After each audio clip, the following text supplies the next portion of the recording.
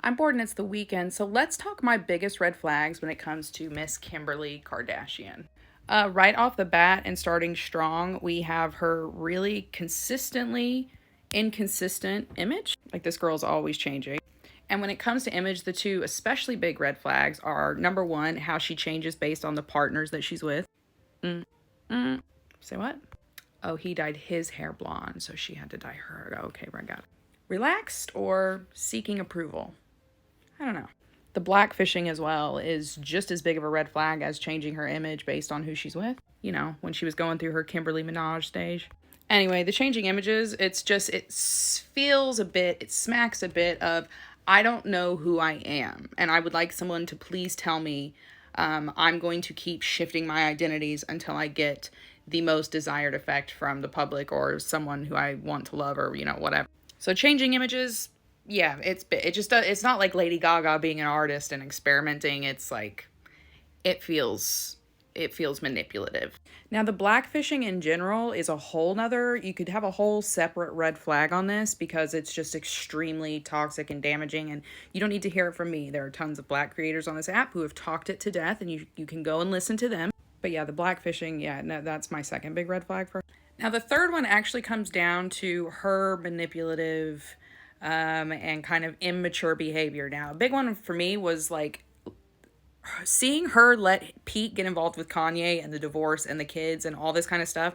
Like, Pete never should have felt comfortable communicating with Kanye. Like, he should have been like, yeah, this is a nightmare and a mess. I'm not going to do this. And the fact that he did it, red flag. And I can't help but see, Kimberly not setting appropriate boundaries on the other side of that.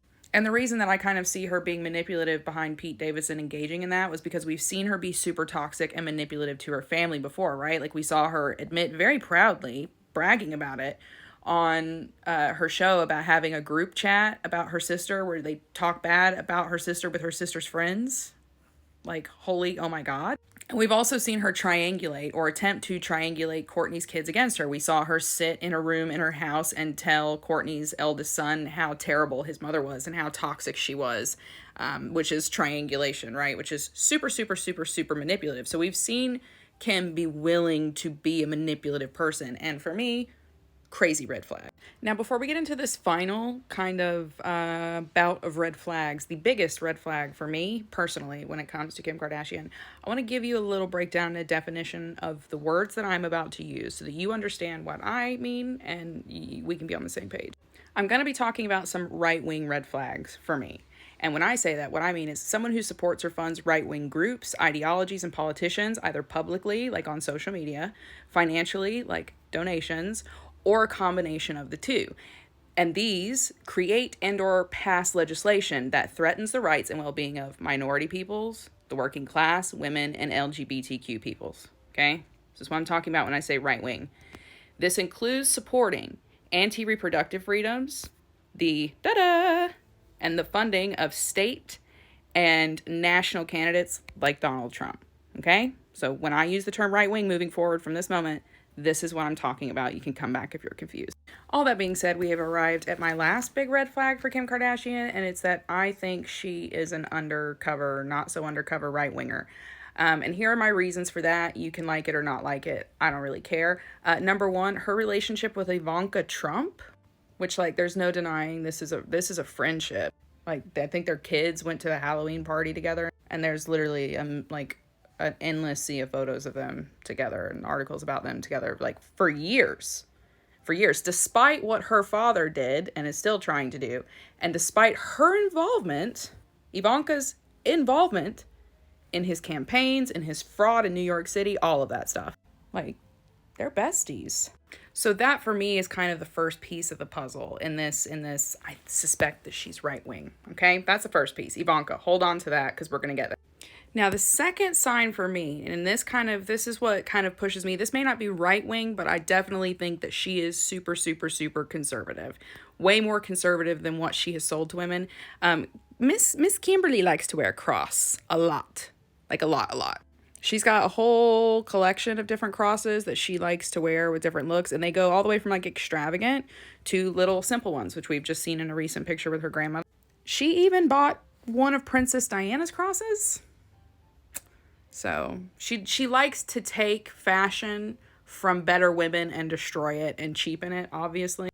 But then you look at these comments that she made as well, which is the third part of the puzzle, right? So we've got Ivanka, we've got crosses, and now we've got this kind of thought from her, this whole, I would never get tattooed. Why would you put a bumper sticker on a Bentley?